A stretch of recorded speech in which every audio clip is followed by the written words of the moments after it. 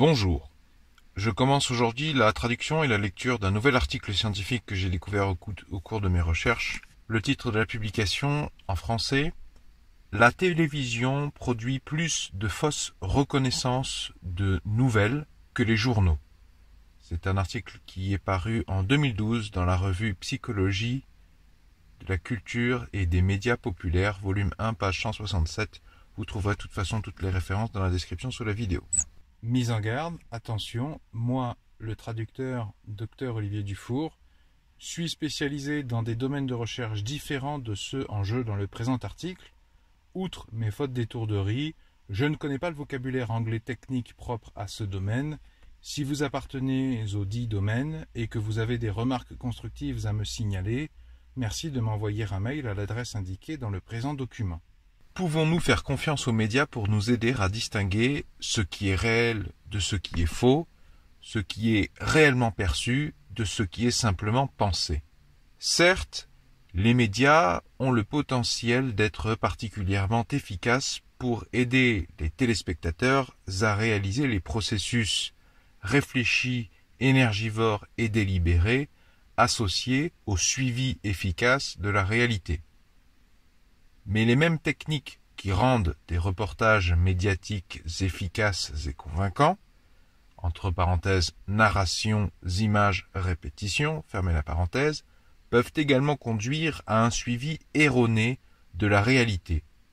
Par exemple, l'INSEE et collaborateurs ont fait lire à des participants des récits décrivant des événements qui leur sont arrivés en 5e à 6e année et de la 3e à la 4e année, ainsi qu'un événement qui ne leur était pas arrivé de la 1re à la 2e année, c'est-à-dire un faux événement. Le faux événement en question consiste à avoir mis de la boue dans le bureau de l'enseignant et avoir eu des problèmes pour ça. Les récits étaient accompagnés par les photographies de classe des années correspondantes ou pas. 45% des participants qui ont lu les récits se sont souvenus de détails sur le faux événement boueux, ce qui démontre avec quelle facilité de faux récits à eux seuls peuvent déformer la mémoire. Cependant, une majorité écrasante de 78% des participants qui lirent les récits accompagnés d'une photographie de classe se souvenaient de l'incident boueux. L'étude de l'INSEE et collaborateurs a démontré la puissance d'une simple photographie à aider à générer des souvenirs racontés avec assurance, mais faux.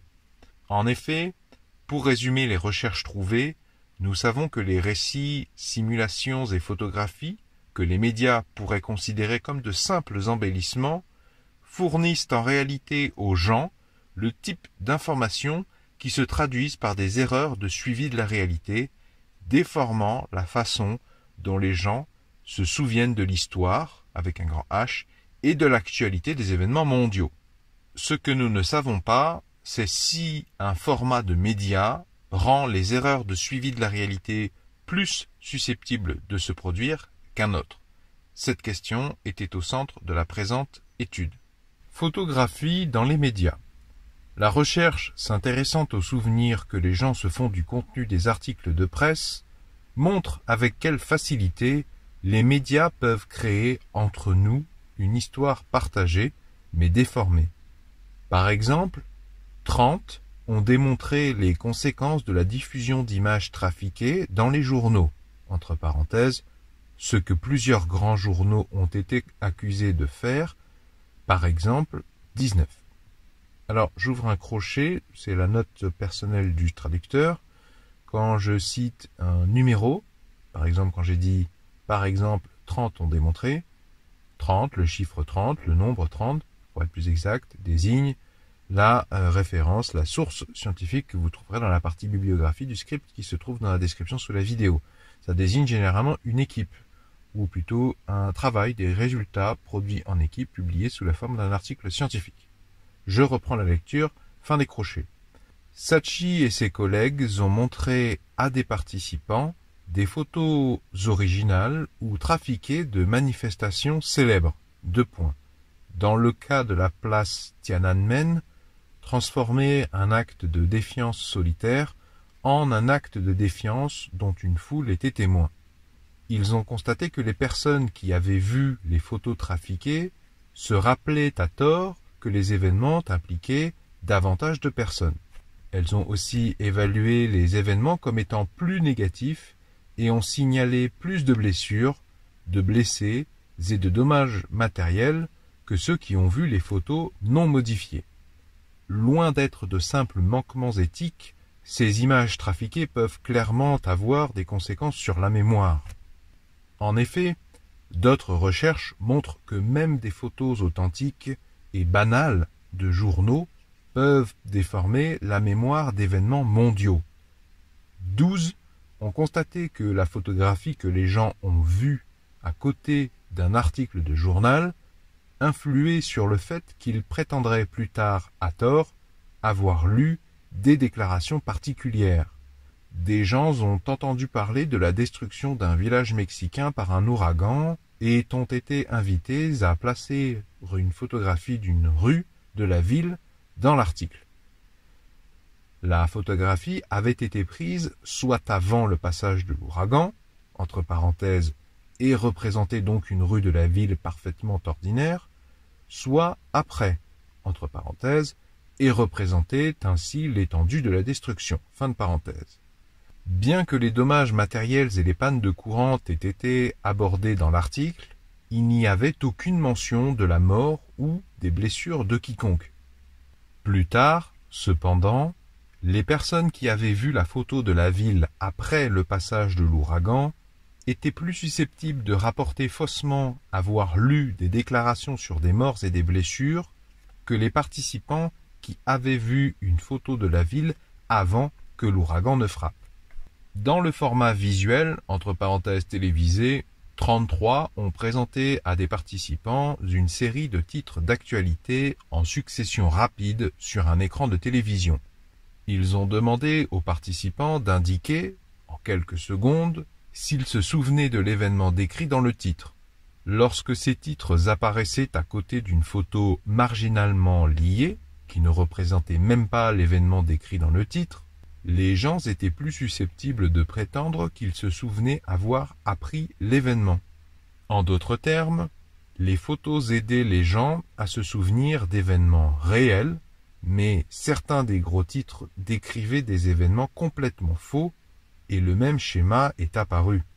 Autrement dit, les photos ont amené les gens à se souvenir d'événements mondiaux vrais et faux après seulement quelques secondes. De même, des études de 27 et 25 ont montré que de la diffusion de simulations détaillées et saisissantes, comme les médias l'ont fait le 11 septembre 2001, peut résulter une mémoire déformée. Prises ensemble, ces études suggèrent que les photos et les simulations visuelles sont des tremplins efficaces par lesquels les gens peuvent créer et stocker des informations inexactes en mémoire. Journaux de presse contre actualité télévisée. Bien que la recherche ait montré que la diffusion d'événements simulés et de photographies trompeuses peut augmenter les taux de faux souvenirs, aucune recherche n'a comparé comment différents formats de médias peuvent influencer les taux de reconnaissance exacts et inexacts. En effet, la reconnaissance en fonction du format peut varier considérablement lorsque nous examinons les différences dans les exigences de traitement associées au fait de regarder la télévision par rapport à la lecture d'un journal. Par exemple, les informations télévisées lient ensemble le pouvoir des modes de communication visuels et verbaux, une combinaison qui devrait aider les gens à comprendre et à se souvenir de l'actualité mieux que les médias qui privilégient les modalités uniques, comme par exemple les journaux. 26. En effet, la recherche suggère que lorsqu'il s'agit de promouvoir la compréhension de l'actualité, la clé est de trouver un équilibre entre les informations verbales et les images qui aident à communiquer l'essence de l'histoire en fournissant des informations contextuelles de soutien qui ne submergent pas les gens avec des détails. 10 13 24. Cependant, il existe également plusieurs problèmes potentiels liés à comment les informations télévisées sont délivrées. Premièrement, les émissions télévisées obligent souvent les auditeurs à diviser leur attention entre des titres continus qui coulent au bas de l'écran, des graphiques, des simulations et des commentateurs en alternance. Nous savons, grâce à de nombreuses recherches en psychologie cognitive, que la division de l'attention lors de l'encodage réduit les performances de la mémoire ultérieure, par exemple 4, 22, 23. De plus, les gens ne peuvent pas rythmer leur acquisition d'informations lorsqu'ils écoutent une émission. Ils sont à la merci du présentateur. En revanche, les journaux permettent aux lecteurs d'accélérer l'acquisition des informations, ce qui leur laisse plus de temps pour encoder les informations si nécessaire. J'ouvre des crochets, c'est le traducteur qui permet une petite remarque. Je suppose que ça marche aussi dans l'autre sens. Si on veut décélérer la lecture d'informations écrites lors de la lecture, quand on lit un journal papier, on a la liberté de le faire, tant que dès qu'on retombe sur cette notion que quand on écoute une émission télé, on est obligé de suivre le rythme qui nous est imposé. Fin du crochet du traducteur. Les recherches suggèrent que le fait d'accorder plus de temps pour le traitement peut aider à réduire les ressources cognitives nécessaires au traitement. 3-10. Certains éléments suggèrent que le temps de traitement peut être un réel problème. Le sondage de 8 a révélé que les personnes qui comptent sur les grands journaux de presse comme principale source d'information répondent plus précisément aux questions d'actualité que les personnes qui se fient aux informations télévisées du soir. En plus du fait que les journaux ont vu leur lectorat diminuer ces dernières années, 7, et que la télévision est actuellement la source d'information nationale et internationale la plus largement citée, entre parenthèses, et même citée encore plus souvent que les nouvelles sur Internet, 9, fermez la parenthèse, il y a lieu de s'inquiéter. Enfin, la recherche examinant les faux souvenirs et les modalités de présentation démontre que les participants se souviennent à tort de plus d'informations lorsque les informations sont présentées de manière auditive par rapport à visuellement. 11, 18, 28, 31. Un mécanisme derrière cet effet est que les présentations visuelles aboutissent souvent à un meilleur traitement du sens général que les présentations auditives. 1, 29. Ce qui réduit la confusion de la mémoire. Ainsi, lire les informations peut conduire à des souvenirs plus précis que les écouter. En résumé, nous nous attendions à ce que la reconnaissance s'améliore lorsque les participants lisent les nouvelles. Les questions que nous avons posées dans la présente étude étaient les suivantes. Petit a. Le format des médias, entre parenthèses, journaux papier contre télévision, fermez la parenthèse, détermine-t-il ce que les gens reconnaîtront plus tard à propos d'un reportage? Et petit b. La présence de photographies pertinentes affecte-t-elle les informations que les gens reconnaîtront plus tard à propos d'un reportage? Pour répondre à ces questions, nous avons présenté aux étudiants participants plusieurs reportages en format télévisé ou journal papier, et ces reportages étaient accompagnés de photographies ou pas. Nous prédisions que les participants reconnaîtraient à tort des déclarations qu'ils n'ont jamais lues ou vues lorsqu'ils auraient regardé les nouvelles télévisées. Nous avons également prédit, sur la base de recherches antérieures, 1233, que les participants qui auraient vu des photos reconnaîtraient à tort plus de déclarations qu'ils n'ont jamais lues ou vues que ceux qui n'ont pas vu de photos. Bonjour à tous, nous continuons notre lecture et nous commençons cette fois-ci la section méthode, sous-section participants. Des étudiants inscrits à des cours d'introduction à la psychologie dans une université publique urbaine du Nord-Est ont participé aux 2 phases de cette étude en échange de crédits pour remplir une exigence de participation à la recherche. Alors, petite note du traducteur, N égale 120, donc il y avait 120 participants, et l'article précise 63% de femmes. Je rajoute une deuxième note. Quand il est question de crédit, j'ai cru comprendre qu'en échange de participer à cette expérience de 2 phases, les étudiants gagnaient un certain nombre de points, tout en sachant que dans leur cursus, ils devaient valider un certain nombre de points quantifiant leur implication dans des études, dans des travaux de recherche. Je ferme cette remarque. Nous reprenons la lecture. Dans l'ensemble, les étudiants participants étaient âgés de 18 à 43 ans, moyenne arithmétique égale à 20 ans, écart type égal à 4,04. Les femmes étaient âgées de 18 à 43 ans, moyenne arithmétique égale à 20 ans, écart type égal à 4,21. Les hommes étaient âgés de 18 à 41 ans, moyenne arithmétique égale à 20 ans, écart type égal à 3,79.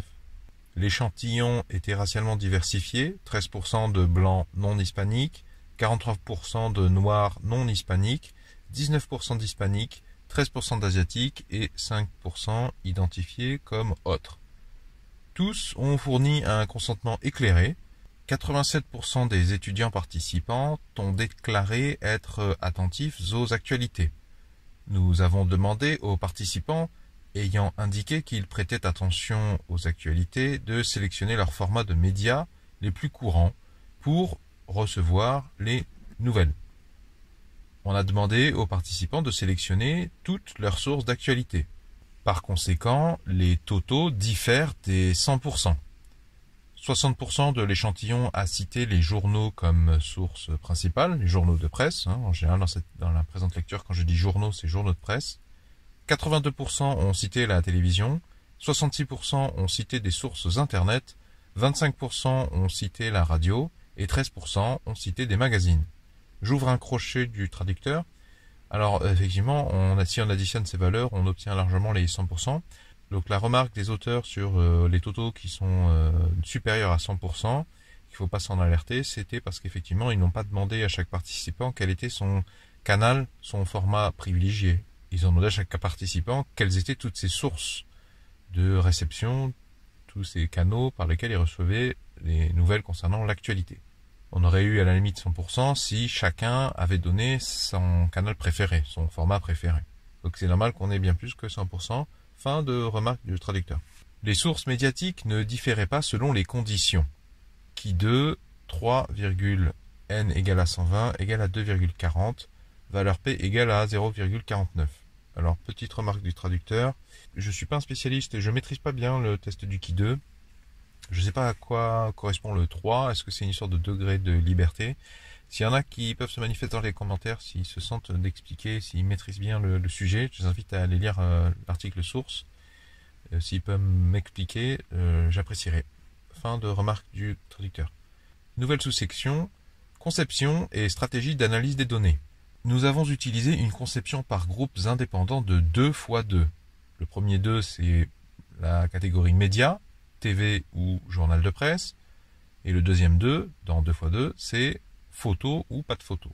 Nous avons assigné au hasard les participants soit à lire, soit à regarder 3 reportages qui contenaient ou ne contenaient pas de photos pertinentes. Ainsi, nous avons assigné au hasard les participants à l'une des 4 conditions suivantes. Télévision et photo, n égale à 30. Télévision mais pas de photo, n égale à 30. Journal et photo, n égale à 30. Ou journal et pas de photo, n égale à 30. Nous avons ensuite effectué des analyses de variance, ANOVA, sur les données du test de mémoire et les cotes de confiance des participants. En outre, pour examiner l'effet global des médias et des photos sur la reconnaissance correcte par les participants, nous avons calculé la discrimination des participants entre les anciennes et les nouvelles déclarations et leurs biais pour deviner les anciennes déclarations, 32, et analysé la discrimination des participants avec une ANOVA 2 x 2. Alors le premier 2 c'est télévision ou journal, et le deuxième 2 c'est photo ou pas de journal. Note du traducteur, cette phrase est assez longue, je vous invite à consulter le script pour plus de clarté. Vous le trouverez dans la description sur la vidéo avec toutes ces sources. Bien entendu, comme d'habitude, fin de note. Nouvelle sous-section. Matériaux de stimulation. Nous avons utilisé des matériaux de stimulation de 12. Seules de légères modifications au texte des articles que Gary et collaborateurs ont développés furent nécessaires pour nous permettre d'employer le même texte à la fois dans les conditions de télévision, regarder, et de journal, de presse, lecture. La principale distinction entre nos matériaux d'étude et ceux de Gary et collaborateurs fut le type de photographie qui accompagnait l'article sur l'ouragan. Gary et collaborateurs ont manipulé le type de photo en incluant une photographie d'une rue de la ville avant ou après que l'ouragan ait frappé la ville. Nous n'avons pas utilisé la photo d'avant comme groupe de comparaison. Nous avons plutôt manipulé la présence ou l'absence d'une photo d'accompagnement pertinente. Par conséquent, selon les cas, dans notre expérience, chaque reportage était accompagné d'une photo pertinente ou pas accompagné d'une photo. Note du traducteur, photo pertinente, dans ce cas-là, ça veut dire une photo qui est liée en termes de thème. Ça ne veut pas dire une photo falsifiée ou pas falsifiée. Fin de la note du traducteur. Dans le format journal de presse, des photos correspondantes au thème ont été intégrées dans le texte pour imiter un journal réel. Dans le format journal télévisé, les mêmes photos ont été placées dans le coin supérieur de l'écran, au-dessus de l'épaule gauche du présentateur, pour imiter une émission. Voir figure 1, page 13. Figure 1.1, vous pouvez voir un exemple de diffusion télévisée en noir et blanc. Quel que soit le format des reportages, nous avons affiché les mêmes photos dans les deux conditions, regardées ou lues. Comme 12, nous avons toujours présenté les actualités dans le même ordre. Nous avons d'abord demandé aux participants de regarder ou de lire une histoire de 860 mots sur les bienfaits potentiels du vin rouge pour la santé. Cette histoire était accompagnée d'une photo d'un verre de vin rouge, entre parenthèses, dans les cas où il y avait une photo, point. Nous avons ensuite demandé aux participants de regarder ou lire une histoire de 569 mots sur un ouragan qui a frappé une ville mexicaine. Cette histoire était accompagnée d'une photo de la ville après le passage de l'ouragan, entre parenthèses, dans les cas où il y avait une photo. Fin de parenthèse, point. Enfin, les participants ont regardé ou lu une histoire de 823 mots sur les méthodes pour rencontrer un compagnon ou une compagne. Cette histoire était accompagnée d'une photo d'une femme souriante, entre parenthèses, dans les cas où il y avait une photo, fin de la parenthèse, point. L'émission télévisée a été filmée à l'aide de caméras de qualité professionnelle. La présentatrice était une actrice de 22 ans recrutée dans une université de théâtre de New York. La présentatrice a été filmée sur un fond bleu foncé, assise derrière un bureau.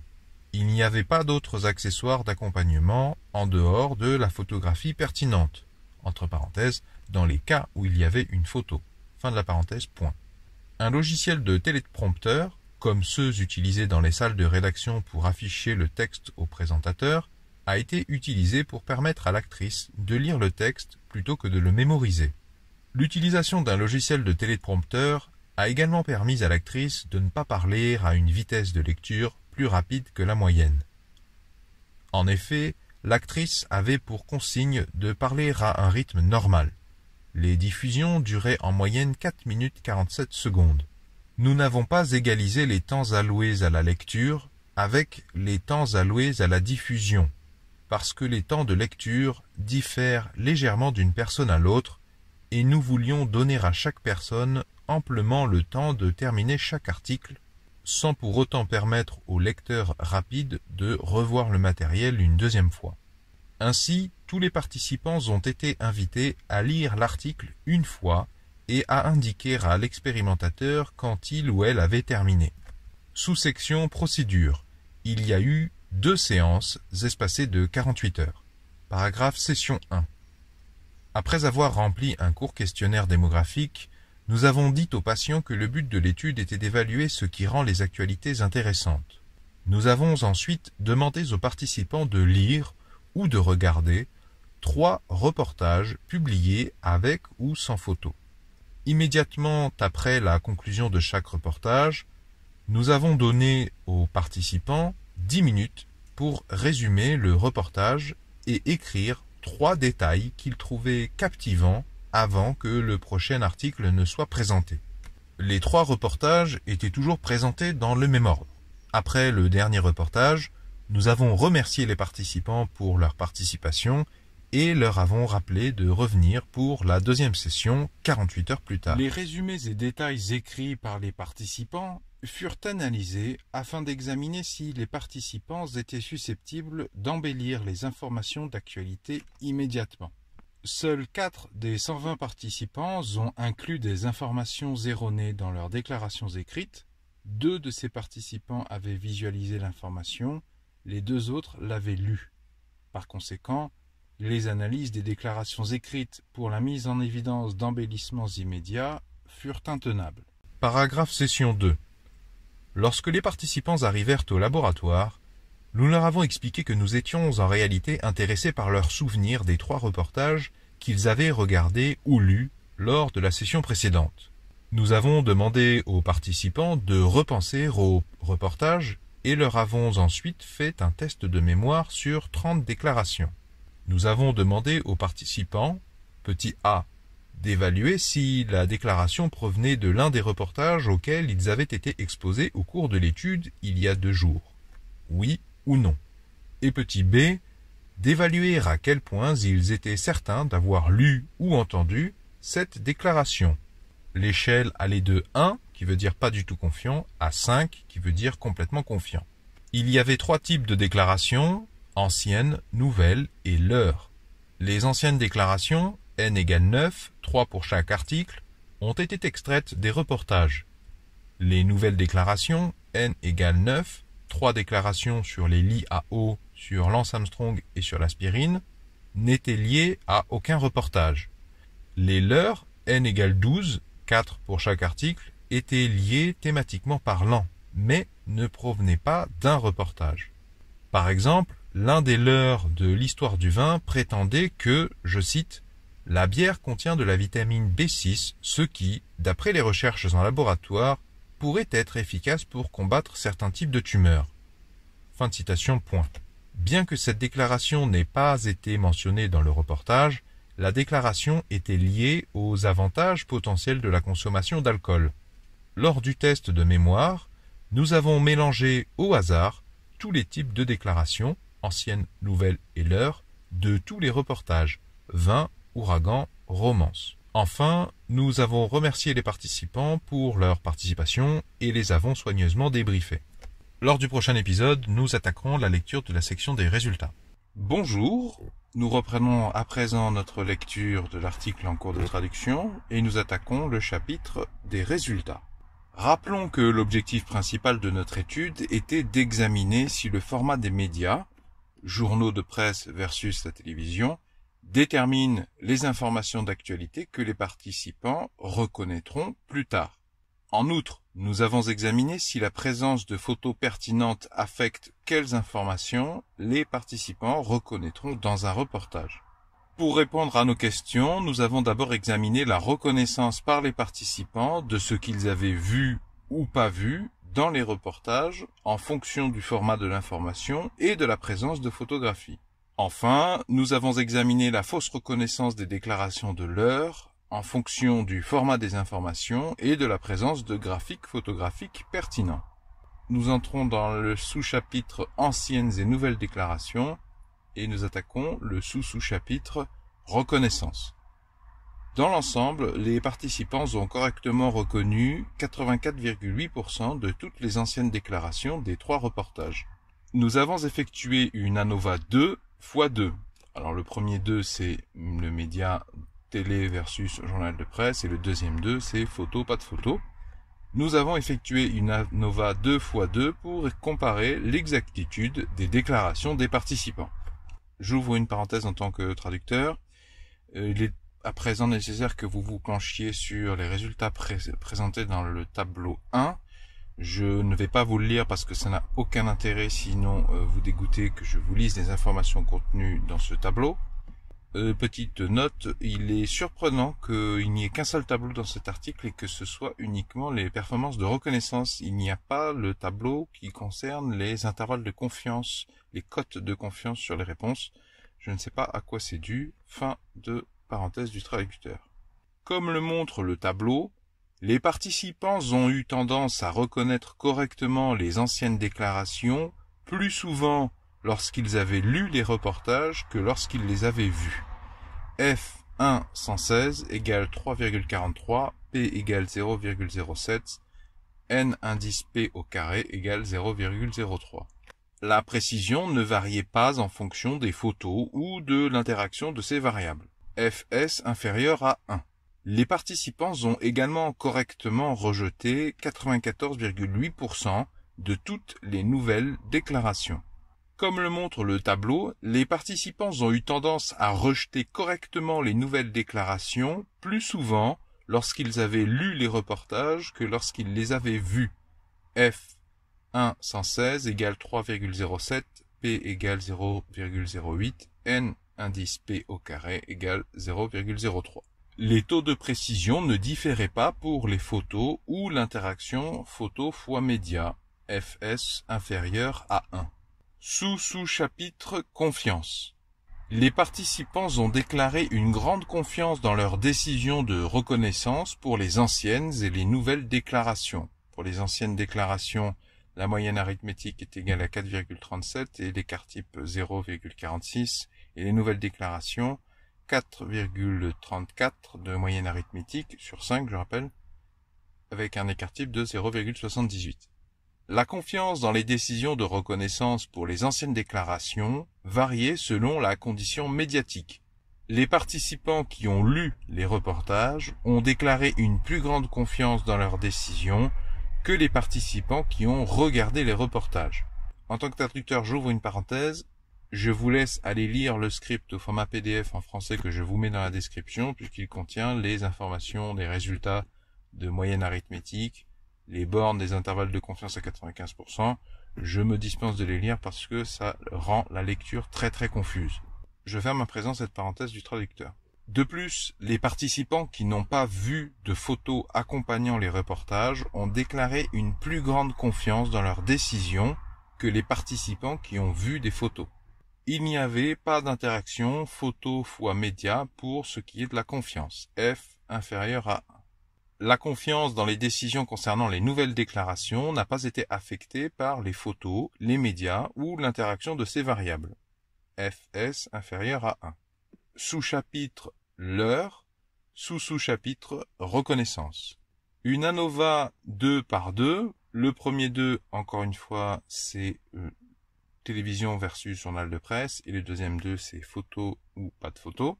Une ANOVA 2 x 2 sur les leurres a révélé que les participants étaient beaucoup plus susceptibles de reconnaître faussement les leurres lorsqu'ils avaient vu des informations télévisées que lorsqu'ils avaient lu les articles de journaux. Il n'y avait pas d'effet de la photo, F inférieur à 1, ni d'interaction photo fois média. Sous-chapitre confiance. Encore une fois, les participants ont signalé une grande confiance dans leur décision de reconnaissance des déclarations de l'heure. La confiance dans la reconnaissance des leurres n'a pas varié en fonction du support, de la photo ou de l'interaction de ces variables Fs inférieur à 1. Sous-chapitre effets globaux. Pour examiner la reconnaissance corrigée globale, nous avons calculé la discrimination des participants entre les anciennes et les nouvelles déclarations, puis avons effectué une ANOVA 2 x 2 sur les scores de discrimination des participants.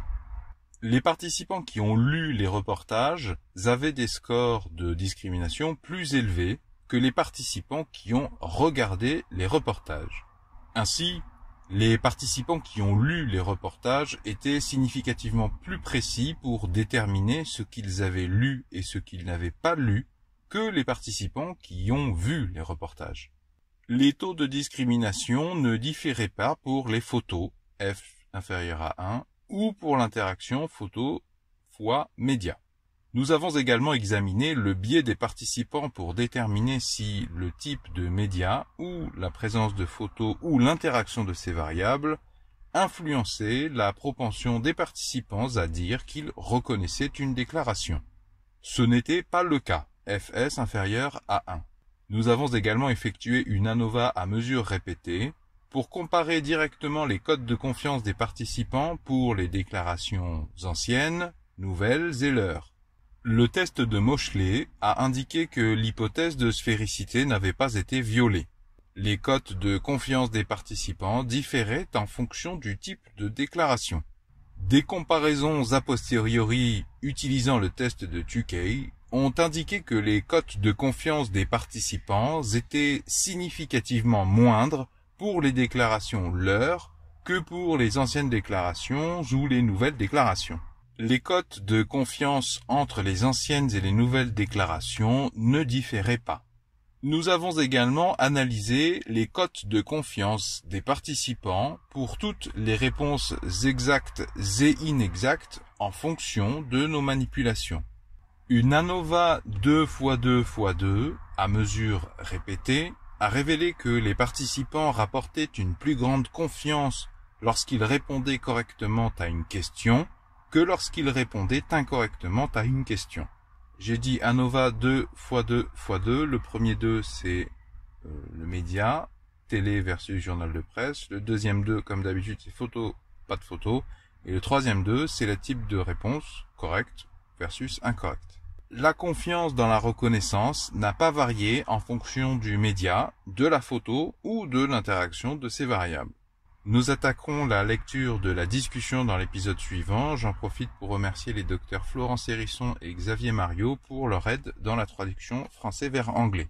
Bonjour à tous, nous attaquons maintenant le chapitre discussion. Pris ensemble, nos résultats montrent que, bien que nos participants étaient, dans l'ensemble, plutôt doués pour reconnaître le contenu d'un reportage, ils pouvaient aussi être induits en erreur relativement facilement. Nous avons constaté que les participants qui avaient lu des articles étaient plus précis dans leur reconnaissance des anciennes déclarations et leur rejet des nouvelles déclarations que les participants qui avaient vu une histoire télévisée. De plus, les participants qui lirent les informations étaient plus confiants dans leurs souvenirs que ceux qui virent les informations télévisées. Il est important de noter, cependant, que nous avons constaté que les participants qui regardèrent les informations télévisées étaient plus susceptibles de se souvenir, à tort, de déclarations leur que ceux qui lirent les informations. Ceci fournit une généralisation prodigieuse de l'effet de modalité pour l'information naturaliste, tel qu'il pourrait être rencontré dans la culture médiatique populaire. Note du traducteur, je me suis permis, pour gagner en clarté, de scinder la phrase originale en 2 phrases distinctes, et je suis étonné à vrai dire que la revue scientifique ne l'ait pas exigée avant publication. Nous suggérons qu'il existe plusieurs raisons intriquées pour lesquelles la télévision semble altérer la précision de la reconnaissance des informations. Comme nous l'avons souligné dans l'introduction, une possibilité est que la lecture de journaux nécessite plus d'efforts d'encodage que le simple visionnage d'une émission télévisée.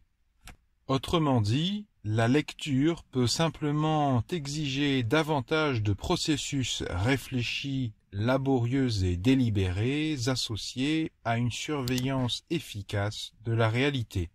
Ainsi, la lecture des informations serait mieux codée, ce qui laisserait beaucoup moins de possibilités aux gens de se laisser berner par les informations trompeuses qu'ils pourraient rencontrer plus tard. En l'occurrence, dans notre étude, les déclarations leur du test. De même, la lecture permet à une personne d'accélérer l'acquisition de l'actualité. Si elle est consciente d'avoir raté une phrase ou de rencontrer un passage difficile, elle est capable de revenir en arrière et de la relire. En revanche, pendant les informations télévisées, le présentateur détermine la vitesse à laquelle les informations sont transmises. Dans notre étude, nous n'avons pas égalisé le temps de visionnage et de lecture d'un participant à l'autre, car nous voulions maintenir autant de validité écologique que possible en laissant suffisamment de temps à chaque personne pour lire chaque histoire une fois. Par conséquent, un critique pourrait faire valoir que nos participants ont simplement passé moins de temps à regarder les nouvelles qu'à lire les nouvelles, que c'est une question de durée, pas des processus impliqués. Bien que nous ne puissions pas complètement contrer cette explication avec notre présente méthodologie, c'est-à-dire que nous n'avons pas mesuré le temps que chaque participant a passé à lire chaque histoire, Nous avons alloué à chaque participant 1 heure pour terminer la session 1. Et nous avons constaté que le temps pris par les participants ne variait pas sensiblement en fonction de s'ils lisaient ou regardaient le reportage. De plus, il est possible que les participants ayant vu les reportages aient eu davantage besoin de leurs ressources attentionnelles. Par exemple, les participants se sont peut-être davantage concentrés sur les caractéristiques de la journaliste, sa voix, ses vêtements ou son sourire, réduisant ainsi la quantité d'attention consacrée au traitement du contenu du message. Au-delà de la découverte de tendances sur la précision pour les déclarations anciennes et nouvelles et des différences d'exactitude pour les déclarations de l'heure, les participants qui regardèrent les nouvelles étaient moins confiants dans leur reconnaissance des anciennes déclarations. Peut-être que les demandes d'attention supplémentaires ont empêché les spectateurs du reportage télévisé de pouvoir identifier plus tard les déclarations. En d'autres termes, peut-être que la reconnaissance des déclarations par les spectateurs au reportage télé était plus relative au sens général, les amenant à se fier à la proximité du thème des déclarations de l'heure pour décider s'ils les avaient déjà entendues ou pas. Si cela est vrai, nous avons de sérieuses inquiétudes quant à la capacité des gens à se souvenir correctement du contenu des nouvelles télévisées dans un monde d'information continue 24 heures sur 24. Nous n'avions qu'une seule présentatrice et qu'une seule image. Il n'y avait pas de flux continu de titres en bas de l'écran, pas de graphiques, de simulations ou de commentateurs débattant des conséquences potentielles de l'histoire, toutes les fonctionnalités typiques de n'importe quelle chaîne d'information par le câble, toutes susceptibles de dévier l'attention des gens de l'information principale. Compte tenu de l'ensemble des recherches sur l'attention partagée et les performances de la mémoire, 4.22.23, nous pourrions nous attendre à ce que nos faibles taux de reconnaissance soient poussés encore plus bas par un matériel de stimulation plus réaliste et complexe. Il est intéressant de noter que nous n'avons trouvé aucun effet des photos. Ce résultat est quelque peu surprenant à la lumière des recherches précédentes, 12.33. Cependant, il est important de rappeler que nous n'avions pas les mêmes conditions photo que Gary et collaborateurs en 2007. Par conséquent, il n'est pas possible de comparer ces études entre elles. Dans l'étude de Gary et collaborateurs, les participants devaient placer l'image après avoir effectué leur tâche d'édition. Dans notre cas, l'image était toujours visible et pas forcément dans une position susceptible d'attirer l'attention, contrairement à 33. Ainsi, il se peut que, dans certaines circonstances, les photos ne soient que de simples ornements. Si les participants avaient dû se concentrer sur et s'intéresser à l'image, nos résultats auraient peut-être été différents. En résumé, nos résultats suggèrent que les personnes qui se fient aux informations télévisées pour se renseigner sur ce qui se passe dans le monde peuvent être moins précises et plus facilement induites en erreur sur le contenu de ce qu'elles ont vu que celles qui lisent les journaux. Étant donné que la télévision est actuellement la source d'information nationale et internationale la plus citée, 9, nous considérons nos résultats comme problématiques. Cependant, certaines limites doivent être prises en compte avant de généraliser nos résultats. Des différences peuvent exister dans la manière dont différentes personnes peuvent choisir de recevoir les actualités.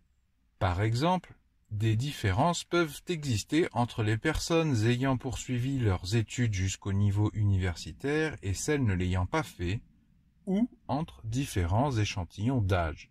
De plus, nous avons demandé aux participants de résumer, rédécrire sur le reportage auquel ils venaient d'être exposés.